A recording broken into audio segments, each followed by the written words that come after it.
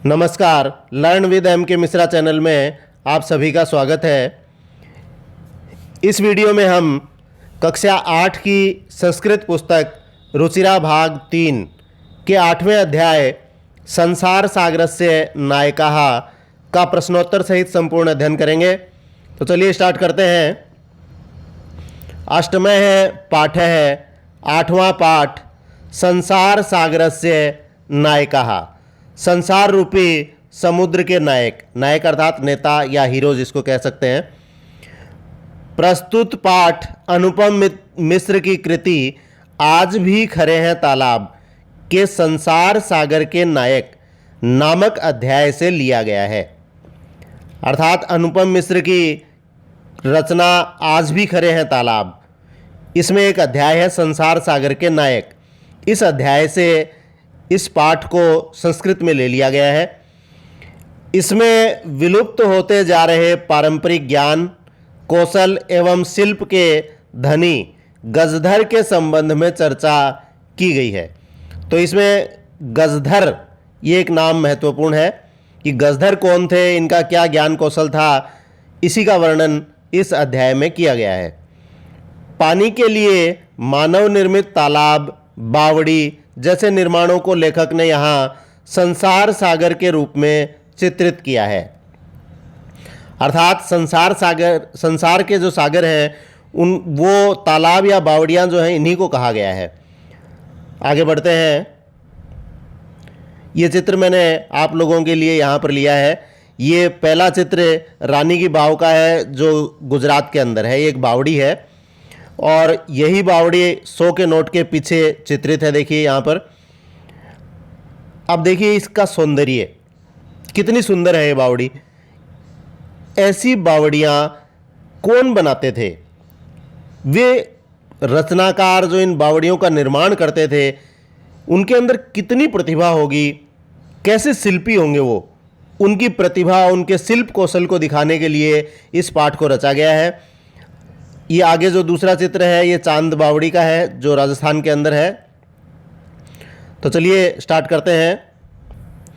के आसन ते अज्ञात नामान है, कौन थे वे अज्ञात नाम वाले। शतसह सहस्रशः तड़ागा सहसेव शून्यात न प्रकटीभूताः, सैकड़ों हजारों तालाब अचानक ही आकाश से प्रकट नहीं हुए थे। इमे एव तड़ागाः अत्र संसार सागराः इति, ये ही तालाब यहाँ पर संसार रूपी समुद्र हैं, अर्थात संसार के समुद्र हैं। एतेषाम् आयोजनस्य नेपथ्ये निर्मापयितॄणाम् एककं निर्मातॄणां च दशकम् आसीत्।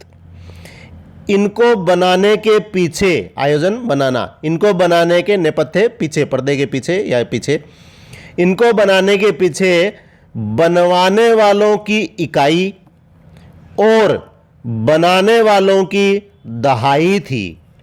अब इकाई दहाई से तात्पर्य कि बनवाने वालों का यदि एक अंश था तो बनाने वालों का 10 अंश का योगदान था इसमें। अर्थात बनाने वाले ज़्यादा मेहनत करते थे, ज़्यादा योगदान देते थे। एतत् एककम दशकम च आहत्य शतकम सहस्रशम वा रचयतः स्म।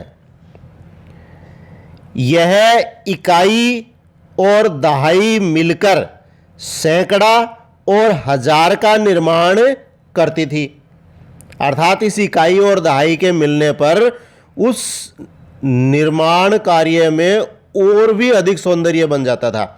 अर्थात वो सैकड़ा और हजार परिमित गुना अच्छा हो जाता था। परम विगतेषु द्विशत वर्षेषु नूतन पद्धत्या समाजेन यत किंचित पठितम, किंतु बीते 200 वर्षों में नई पद्धति के द्वारा समाज के द्वारा जो कुछ भी पढ़ा गया, पठितेन तेन समाजेन एककम दशकम सहस्रशम च इत्येतानि शून्य एव परिवर्तितानि। पढ़े हुए उस समाज के द्वारा इकाई, दहाई और हजार, इन सभी को शून्य में ही बदल दिया गया।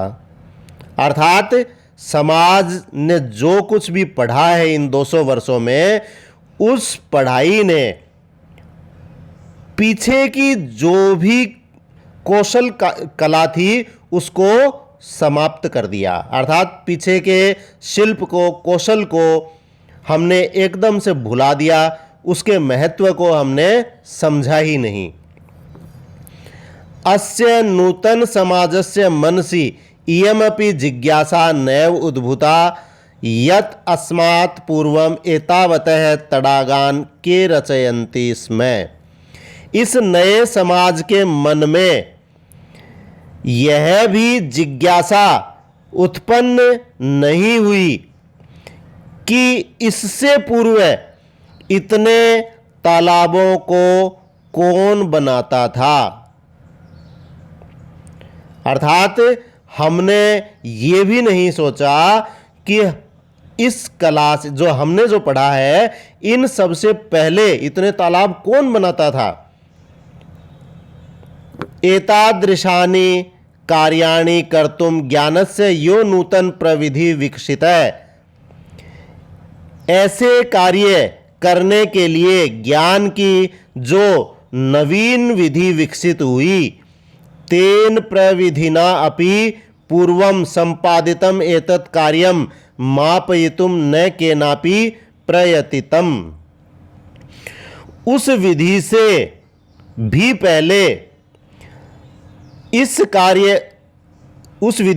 पहले संपन्न हुए इस कार्य को मापने अर्थात जानने का किसी ने भी प्रयास नहीं किया। अर्थात हमने जो विधि अब विकसित की है, इस विधि से भी पहले जो कार्य संपन्न हो गए उनको हमने जानने का ही प्रयास नहीं किया। अद्य ये अज्ञात नामानः वर्तन्ते। आज जो अज्ञात नाम वाले हैं, पुराते बहुप्रथिताः आसन, पहले वे बहुत प्रसिद्ध थे। अशेषे ही देशे तडागाः निर्मीयन्ते स्म। संपूर्ण देश में तालाब बनाए जाते थे। निर्मातारो अपि अशेषे देशे निवसन्ति स्म। और बनाने वाले भी संपूर्ण देश में रहते थे। गजधर इति सुंदर शब्द है तडाग निर्मातृणाम सादरम स्मरणार्थम।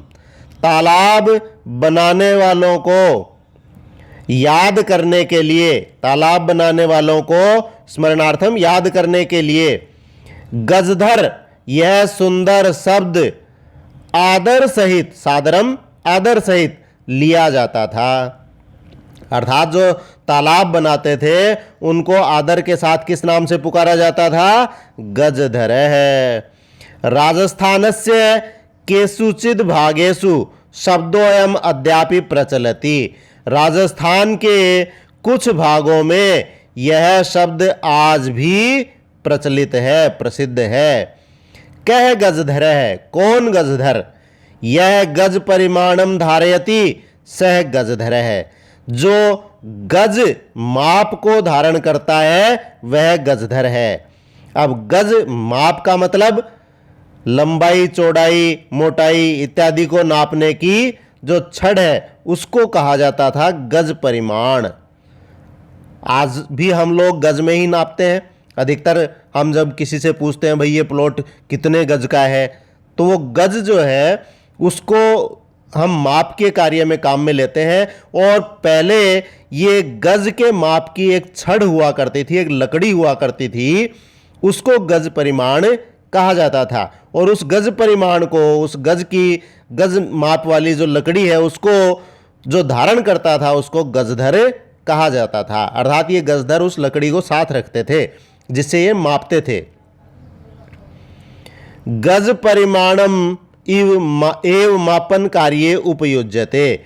गज की माप ही, परिमाणम माप, गज की माप ही मापन कार्य में प्रयोग होती है। आज भी हम गज में ही मापते हैं। समाजे त्रिहस्त परिमाणात्मिकीम लोह यष्टिम हस्ते गृहीत्वा चलन्ते गजधरा इदानीं शिल्पी रूपेण नैव समादृताः सन्ति। समाज में 3 हाथ की नाप वाली लोहे की छड़ हाथ में धारण करके चलते हुए गजधर इस समय शिल्पी रूप में आदर नहीं प्राप्त करते हैं। अर्थात ये 3 हाथ की माप होती है, उसको गज कहा जाता है।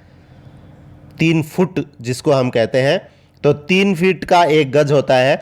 तो 3 हाथ की माप वाली एक लोहे की छड़ होती थी, एक लोहे की लकड़ी होती थी, उसको हाथ में लेकर के गजधर चला करते थे और वो शिल्पी के रूप में प्रसिद्ध हुआ करते थे। शिल्पी के रूप में उनका आदर हुआ करता था। गजधरः यह समाजस्य गांभीर्यं मापयेत् इत्यस्मिन् रूपे परिचितः है। गजधर जो समाज की गहराई, गांभीर्य गहराई को माप सके, नाप सके, इस रूप में परिचित थे। अर्थात वे समाज की गहराई मापते थे, अर्थात लोगों के मन से वो उनके साथ रहते थे। गजधराः वास्तुकाराः आसन। गजधर वास्तुकार थे, अर्थात उनको वास्तु का भी ज्ञान, वास्तुशास्त्र का भी ज्ञान था। कामम ग्रामीण समाजो भवतु नगर समाजो वा तस्य नवनिर्माणस्य सुरक्षा प्रबंधस्य च दायित्वं गजधराः निभालयन्ति स्म। कार्य ग्रामीण समाज का हो अथवा नगर समाज का, उसके नए निर्माण का और सुरक्षा के प्रबंध का दायित्व गजधर ही निभाते थे। नगर नियोजनात् लघु निर्माण पर्यंतम सर्वाणि कार्याणि एतेष्वेव आधृतानि आसन। नगर नियोजन से लेकर छोटे निर्माण कार्य तक सभी कार्य इन्हीं पर आश्रित थे। ते योजनाम प्रस्तुवन्ति स्म। वे योजना प्रस्तुत करते थे। भावी व्ययम आकलयन्ति स्म। होने वाले, भावी अर्थात होने वाले व्यय का अनुमान लगाते थे। व्यय अर्थात खर्चा, होने वाले खर्चे का भी अनुमान लगाते थे। उपकरण भारान संग्रहणन्ति स्म। उपकरण भारान अर्थात साधन सामग्री का संग्रह करते थे, अर्थात साधन वगैरह इकट्ठा करते थे। प्रतिदाने ते न तद याचन्ते स्म यद दातुम तेषाम स्वामिनः असमर्था भवेयुः। बदले में वे वह नहीं मांगते थे जो देने में उनके स्वामी असमर्थ हों। अर्थात वे इतना कुछ नहीं मांगते थे कि उनके स्वामी न दे सके। उनका कोई वेतन निर्धारित नहीं था। वे अपने स्वामी की तरफ देखते थे कि ये कितना दे सकता है, बस उतना ही वो उसके बदले में मांगते थे। कार्य समाप्तौ वेतनानि अतिरिच्य गजधरेभ्यः सम्मानम अपि प्रदीयते स्म। कार्य समाप्ति पर वेतन के अतिरिक्त गजधरों को सम्मान भी दिया जाता था। नमः एतादृशेभ्यः शिल्पिभ्यः। ऐसे शिल्पकारों को नमस्कार है। तो ये थे गजधर। अब है शब्दार्थ। सहसेव, अकस्मात, अचानक। तो इसी प्रकार से और भी शब्द अर्थ हैं, उनको आप देख लीजिए। अस्मात् पूर्वम, इससे पहले। आगे जो भी शब्द अर्थ हैं पॉज करके आप आराम से पढ़ सकते हैं।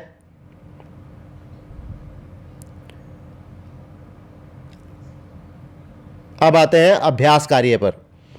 अभ्यास है। पहला प्रश्न, एक पदेन उत्तरम लिखत। एक पद में उत्तर लिखिए। कस्य राज्यस्य भागेषु गजधर शब्द प्रयुज्यते। किस राज्य के भाग में गजधर शब्द प्रयोग किया जाता है? राजस्थान राज्यस्य। राजस्थान राज्य के, अर्थात राजस्थान में गजधर शब्द प्रचलित है। गज परिमाणम कह धारयति। गज माप को कौन धारण करता है, अर्थात उस गज वाली लकड़ी को, गज वाले छड़ को कौन धारण करता है? गजधर है, गजधर धारण करता है। कार्य समाप्तौ वेतनानि अतिरिच्य गजधरेभ्यः किम प्रदीयते इसमें? कार्य समाप्ति पर वेतन के अतिरिक्त गजधरों को क्या दिया जाता था? सम्मानम, सम्मान दिया जाता था। के शिल्पी रूपेण न समादृता भवन्ति, कौन शिल्पी के रूप में आदर नहीं पाते हैं? तो इस समय कौन नहीं पाते हैं? गजधरा, गजधर इस समय शिल्पी के रूप में आदर नहीं पाते हैं।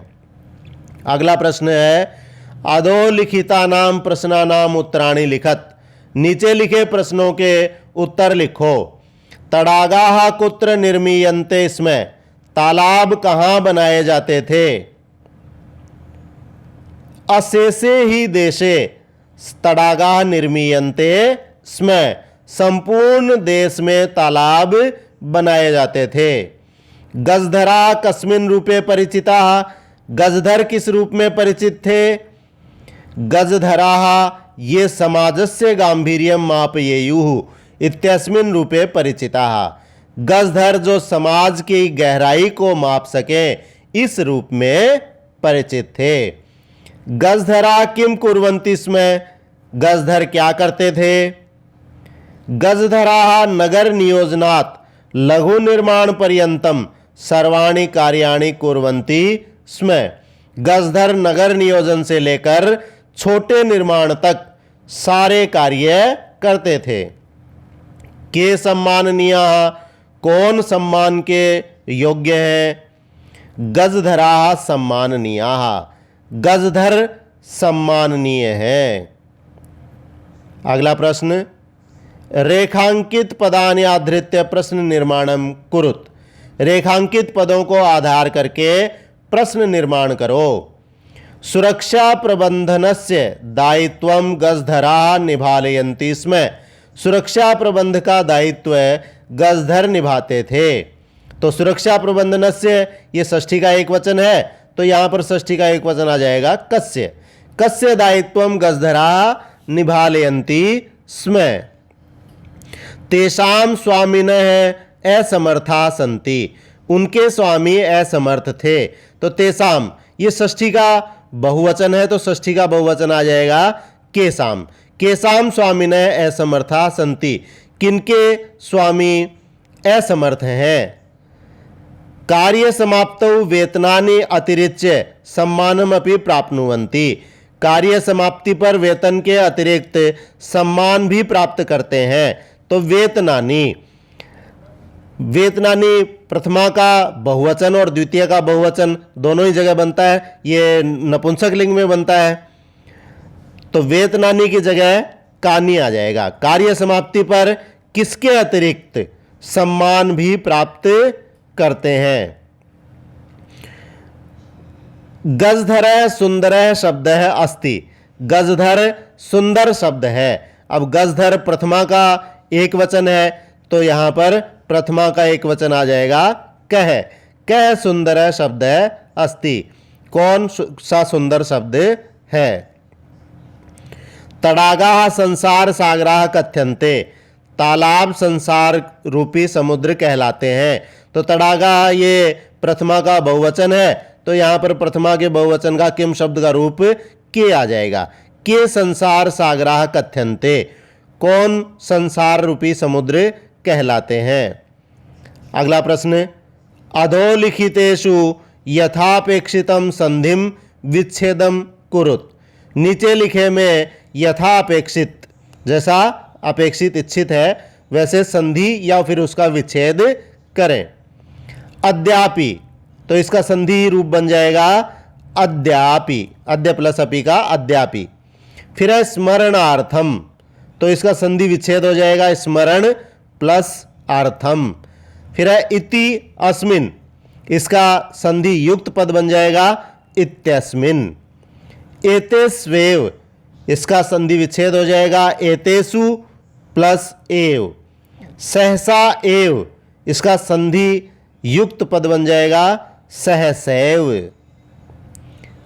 अगला प्रश्न है, मंजुषातः समुचितानि पदानि चित्वा रिक्त स्थानानि पूरयत। मंजुषा से उचित पद चुनकर रिक्त स्थान पूर्ण करो। तो ये नीचे ग्रीन कलर में मंजुषा दी गई है, इनमें से शब्द चुन करके नीचे रिक्त स्थान में भरने हैं। कै का है, छात्राः पुस्तकानि गृहीत्वा विद्यालयं गच्छन्ति। छात्र पुस्तक लेकर विद्यालय जाते हैं। मालाकाराः पुष्पैः मालाः रचयन्ति। मालाकार अर्थात माली फूलों से माला बनाते हैं। मम मनसि एका जिज्ञासा वर्तते। मेरे मन में एक जिज्ञासा है। जिज्ञासा अर्थात जानने की इच्छा। रमेश मित्रैः सह विद्यालयं गच्छति। रमेश मित्र के साथ विद्यालय जाता है। और अंतिम है, सहसा बालिका तत्र अहसत। अचानक बालिका वहां हंसी। अगला प्रश्न है, पद निर्माणम कुरुत। पद निर्माण करो। अब इसमें इधर धातु है, फिर आगे प्रत्यय दिए गए हैं और उनसे पद बनाया गया है। एक उदाहरण दिया, जैसे क्री धातु तुमुन प्रत्यय, इसका बन जाएगा कर्तुम। ऐसे ही ह्री धातु और तुमुन प्रत्यय है तो इससे बन जाएगा हरतुम।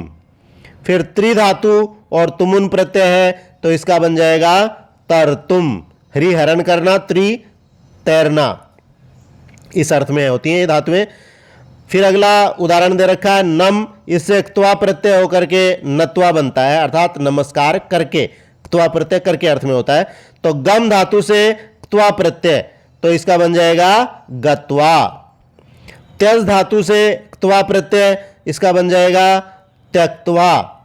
भुज धातु से क्त्वा प्रत्यय भुक्त्वा। भुज खाना अर्थ में, अर्थात खा करके। भुक्त्वा का अर्थ खा करके, त्यक्त्वा त्याग करके, छोड़ करके। फिर उपसर्ग धातु और प्रत्यय दिए गए हैं। उदाहरण जैसे उप उपसर्ग है, गम धातु है और लप प्रत्यय है तो इसका बनता है उपगम्य। अब देखिए, जब धातु से पहले उपसर्ग लग जाता है तो क्त्वा प्रत्यय के अर्थ में ही लप प्रत्यय हो जाता है। क्त्वा प्रत्यय में पहले उपसर्ग नहीं लगता है और लप में उपसर्ग लग जाता है तो उपगम और लप, इसका उपगम्य बनता है। इसी तरह से सम, पूज और लप, इसका समपूज्य। फिर आ, नी और लप, इसका बन जाएगा आनीय। प्र, दा और लप, इसका बन जाएगा प्रदाय। ये क्त्वा अर्थ में ही होते हैं। संपूज्य पूजा करके, आनीय नि धातु लाने अर्थ में होती है, ला करके, प्रदाय दे करके। अगला प्रश्न है, कोष्ठकेषु दत्तेषु शब्देषु समुचितां विभक्तिं योजयित्वा रिक्त स्थानानि पूरयत। कोष्ठक में दिए गए शब्दों में उचित विभक्ति जोड़कर रिक्त स्थान पूर्ण करो। उदाहरण दे रखा है, विद्यालयम परितः वृक्षाः सन्ति। अब ये विद्यालय है, इसमें उचित विभक्ति परितः के योग में द्वितीया हुई तो विद्यालयम बन गया। इसी तरह यहाँ उभयतः शब्द है, इसके योग में ग्राम में द्वितीया हो जाएगी और यहाँ बन जाएगा ग्रामम। ग्रामम उभयतः, यहाँ पर कुछ और था, वृक्षा वगैरह कुछ था, ये मिसप्रिंट हुआ, माफी चाहता हूँ। ग्रामम उभयतः वृक्षाः सन्ति। गांव के दोनों ओर वृक्ष हैं। अगला है नगर। नगर का सर्वतः के योग में द्वितीय विभक्ति हो जाएगी तो ये बन जाएगा नगरम। नगरम सर्वतः अट्टालिकाः सन्ति। नगर के सभी तरफ बड़े बड़े महल हैं। अट्टालिका महल बड़े। धिक, धिक्कार है, का पुरुष। अब धिक के योग में भी द्वितीय होती है तो का पुरुष की द्वितीय हो जाएगी का पुरुषम। धिक का पुरुषम, कायर पुरुष को धिक्कार है। अगला है उदाहरण, मृगा मृगैः सह धावन्ति। हिरण हिरणों के साथ दौड़ते हैं। अब सह के योग में तृतीया होती है तो मृग की तृतीया हो गई यहाँ पर मृगैः। इसी तरीके से बालिका, इसकी तृतीया हमें बनानी है, पितृ और मातृ इनकी भी तृतीया बनानी है। बालका बालिका भी सह पठंती, बालक बालिकाओं के साथ पढ़ते हैं, यह तृतीया का बहुवचन है। पुत्र है, पुत्र है पित्रा सह आपणम गच्छति, पुत्र पिता के साथ, पितृ की तृतीया होती है पित्रा, पुत्र पिता के साथ बाजार जाता है। फिर शिशु मात्रा, शिशु मात्रा से क्रीडति, बालक माता के साथ खेलता है। तो दोस्तों यह अध्याय यहीं पर समाप्त होता है। Learn with MK Mishra channel को लाइक ज़रूर कर दें, एक बार शेयर करें अपने दोस्तों के साथ, सब्सक्राइब करें और बेल आइकन को दबा दें। आपको जो भी प्रश्न इसके बारे में पूछना हो वो आप कमेंट के अंदर लिखें, मैं उसका अवश्य आंसर दूंगा। इसी के साथ जय हिंद, वंदे मातरम, भारत माता।